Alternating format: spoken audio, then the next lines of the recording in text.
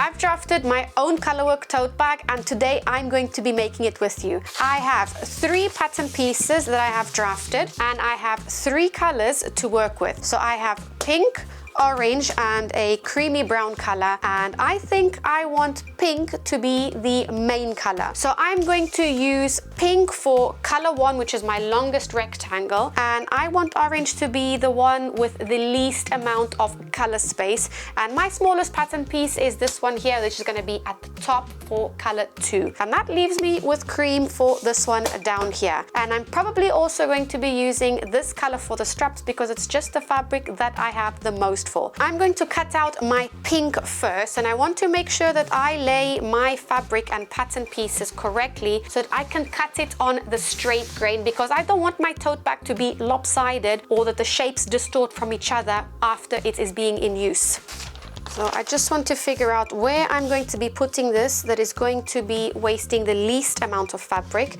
And here is my grain line, and I know that here is a selvage edge, so I need my grain line arrow to be parallel to my selvage edge. So I don't think putting it on this side is going to be the best option, because I'm going to be losing all of this fabric, and this is a straight shape. So I think I'm actually going to move over and use the other side of the fabric. Okay, so I have these little dots on the side here, and I'm going to use that as a guideline to put the straight edge of my pattern piece against it, just so that I know that it is on the straightest grain as possible. That looks about right. I'm just going to go and grab my pattern weights, which are actually tiles that I got recently. So I'm just putting one there, and that's shifted, so now I need to move that again. Back on track, so that's now weighted down, and I'm going to use a rotary cutter. So my preferred method to cut all of my pattern pieces is always with a rotary cutter, because I don't need to move anything at all. Pattern piece down, weights on top, and I can just cut. That's one piece down. Now let's get cutting the rest of the pieces. I'm also going to cut out the back panel, the lining, and also the handles, which are all going to be just in this simple color, the cream, because that's the fabric that I have the most of. My main color block panel is done, and because I can't wait, I'm actually going to piece these all together just to see what it's actually going to look like. So that is going to be my bottom panel, this is going to be my top panel, and this is going to be the full side panel, and I actually think that looks quite nice. So I'm pretty excited to get this one together. So for the back panel, I'm going to just cut a simple one in this color, so just a full panel in the cream, and I'm going to do the same for the handles. Previously, I cut out for this bag the handles over here, so I do know that this edge over here is a completely straight edge. So I'm going to use that as a guide to put my pattern piece, and I'm just going to fold it in half so that I don't have to lie on my table to cut the piece all the way to the end. Here is my pattern piece, and because I folded my fabric, and that is my long pattern piece, I'm going to fold this one in half as well to mimic this fold. Yes, perfect. So I just want to double check that that is all straight, and that looks just about right. So now I'm going to cut out 2 of these because I need 2 handles. So I like using the cut edges, as long as I know it's straight. I like using that cut edge because, for one, I'm wasting less fabric, and secondly, it is 1 row less that I have to cut. So all in all, it's a win-win situation here. So this is now 1 handle cut. Let's get the last one cut out. Handles done, and I'm just going to place a clip to keep all of these pieces together, just so that I don't lose them and accidentally bin them or chop them up for another piece. So that is all together over there, and these are the rest of my pieces. And now I'm going to cut out the back panel. Definitely this is going to fit. So again, I'm going to be using this cut off edge here to align one of the edges of my pattern piece, and again, I just want to make sure that my grain line is in line with my selvage edge. Need 1 more because this is a big pattern piece. All that's left now to cut out is the lining. Now I don't have the exact match of lining that I would like to go with the bag, so I'm just going to use the same old one that I used for this one, which is just a plain pink, baby pink polycotton. Okay, for my lining piece, I am going to cut both of them at the same time, and I'm just making sure here that my selvage edges, once again, are all matched up. And like that, cutting two of them at the same time, I'm wasting less time. Okay, that's my lining.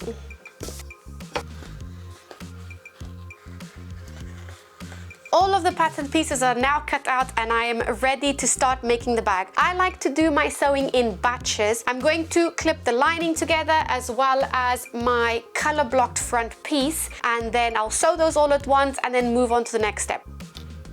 Now I don't need too many clips because this is quite a stable fabric. It doesn't shift too much. So I'm just gonna place about 3 clips on each side just to keep them together while I move them to the sewing machine. Now for the color blocked front, it is going to be a lot easier if I join the 2 shorter or smaller blocks before I join it to the larger one, because it's going to be really hard or make my life difficult if I added the orange to the pink and then try to add the cream onto it. So I'll sew the orange and the cream first, which will make one long rectangle, and then it's easier for me to join these two together.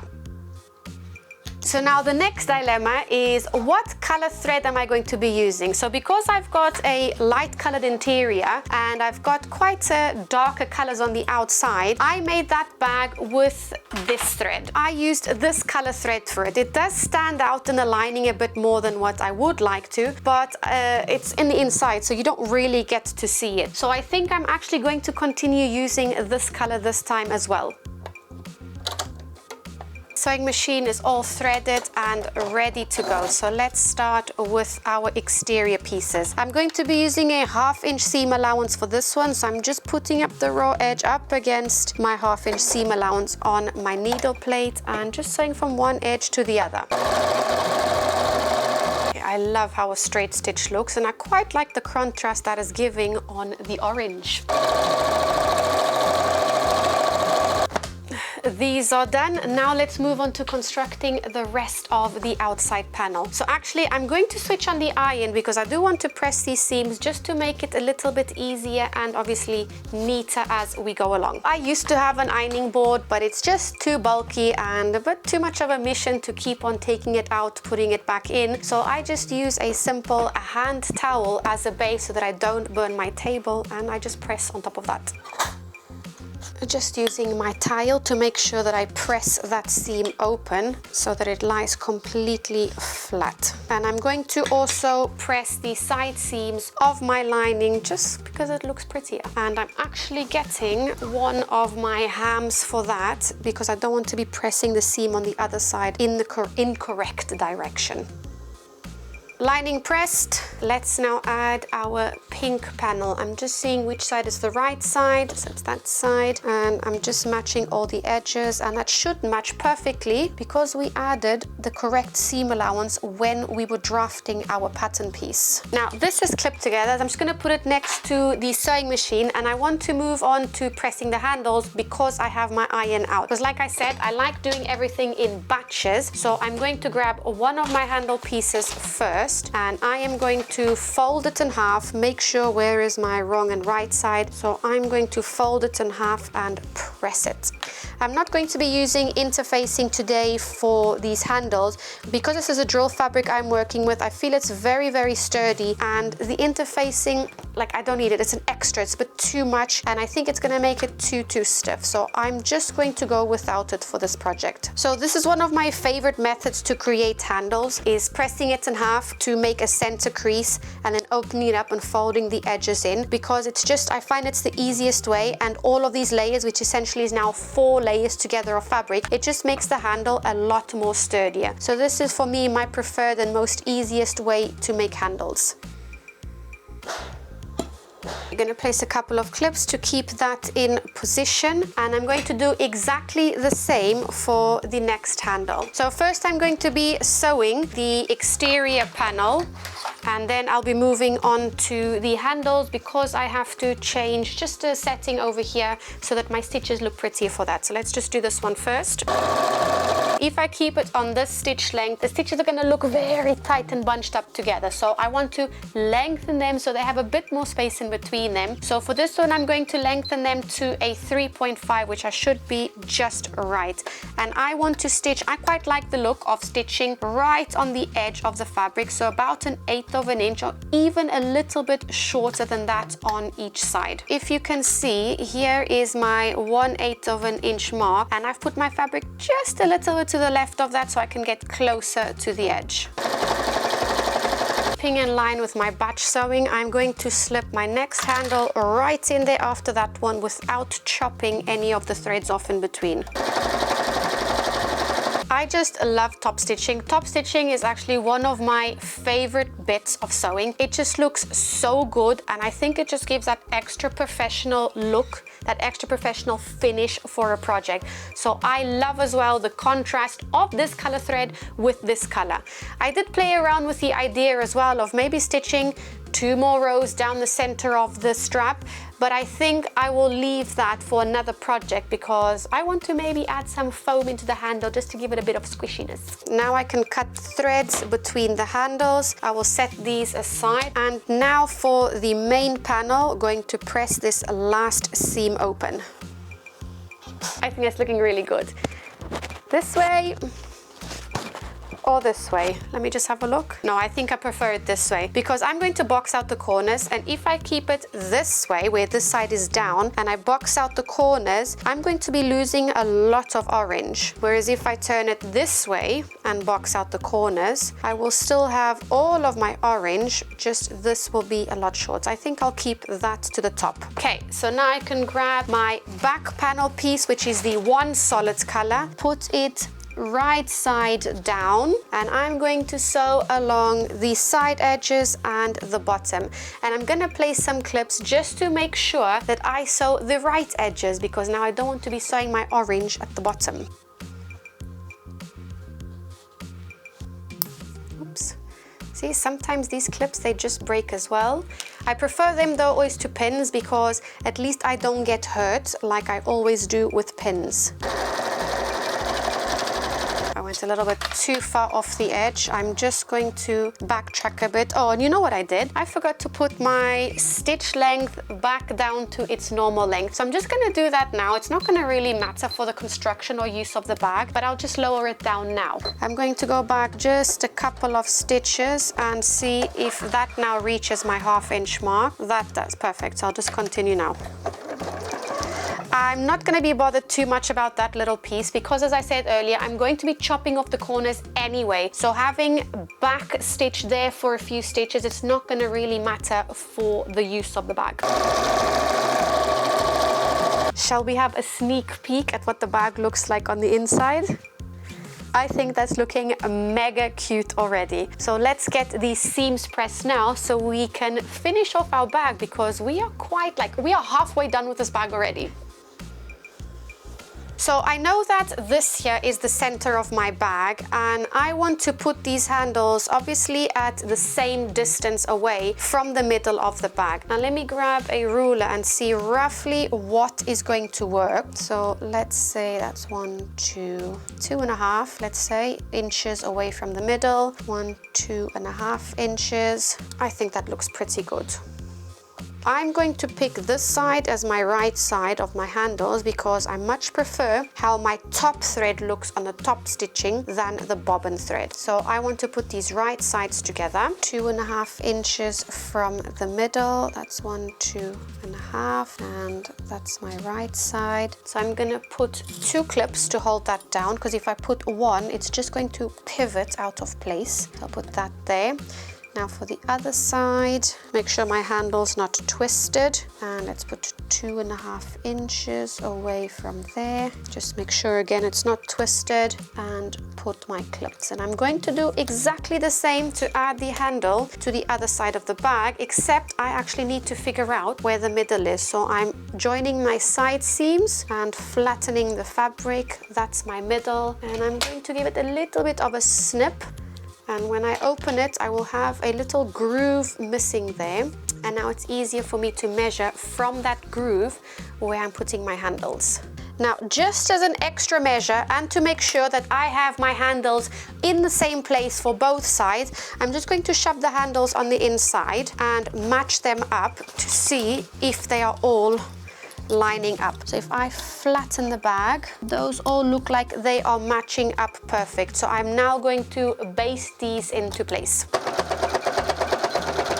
Now we could leave the bag like it is flat, but I quite like boxing out the corners. So let's do that both for the main exterior as well as for the lining. I'm going to be picking just a random measurement. So let's grab a ruler and see how much of a boxed corner we would like for our bag.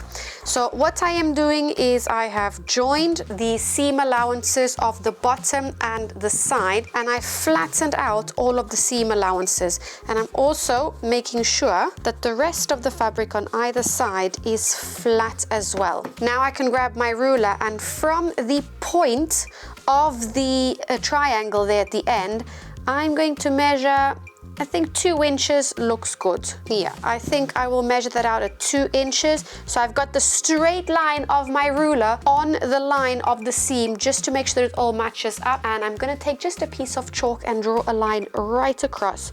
And I'm gonna be doing this for all 4 corners. So the 2 corners of the main exterior and for the 2 corners of the lining. I'm also gonna place just a couple of pins here to keep this in place while I transfer it from here over to the sewing machine, just so that the layers don't shift. Okay, 1 down, 3 more to go.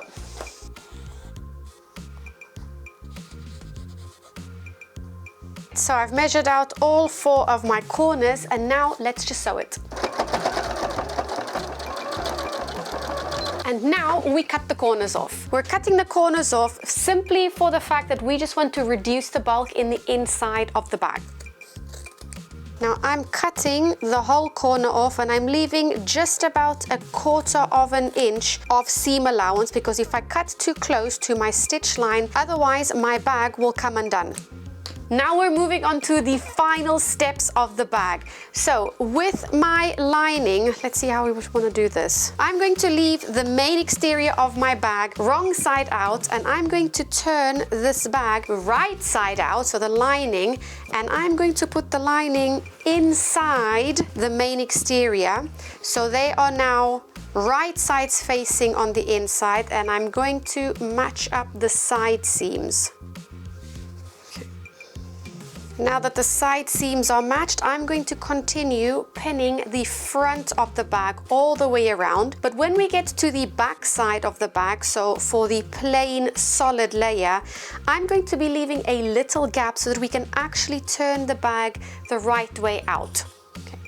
It's not super important exactly where you leave the gap, as long as you leave a gap to turn the bag the right way out. That's the most important part. So I'm going to be taking just some pins which are different to my clips to remind me not to stitch between those 2 points, because otherwise I'm just going to keep on sewing without stopping. Here are my pins. I'm not going to be sewing in between those, and I'm leaving roughly about a 3-inch gap. Yeah, that's roughly a 3-inch gap just for me to turn the bag the right side out. Back on the sewing machine, I'm going to sew starting from this pin right away around the bag, and I'm going to stop at that pin and back stitch at both of these areas. Now, I don't know about you, but this is one of those parts that never fails to get me excited. It's actually seeing my project being finalized and coming to finally being able to be used. So I'm just gonna be pulling out my whole bag from inside this hole that I've left, and I cannot wait to actually see this bag, because again, it's just super exciting. All right, gonna pack the lining back inside. A bit of a shake. Our bag is nearly finished. We've just got a couple more steps to go. So what I'm going to do now, just to give it a very professional finish, is I'm going to press the top right around the whole top of the bag, and that is just going to make the seams lay nice and flat for the final top stitching that we need to do. Using this method to construct the bag by turning it inside out at the top and just top stitching, you can actually make this bag completely reversible, because they will will be no seam or no stitches on the inside that would tell you, that would be obvious that that is where you turned the bag inside out. So you could really choose a sturdy lining as well, and depending of your mood on the day, you could wear the bag whichever way you wanted to. Because my lining is a bit of a flimsy lining and I can see the fabric shine through from the exterior, I'm not going to do that, but that is definitely an option. What I'm trying to do with my one is, because I don't want my lining to be visible from the outside, I'm rolling my seam so that the lining is sitting a little bit on the inside. Now this is it. Now we're on to the final step. So on the sewing machine, I'm going to be lengthening my stitch length again because I'm going to top stitch. So I'm going to lengthen it to a 3.5 and give the final touch to my bag.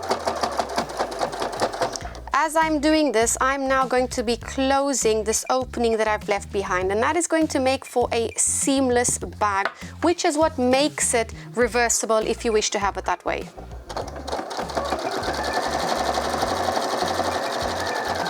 Just looking for loose threads, going to chop off these little pieces here, and the bag is finished. What do you think?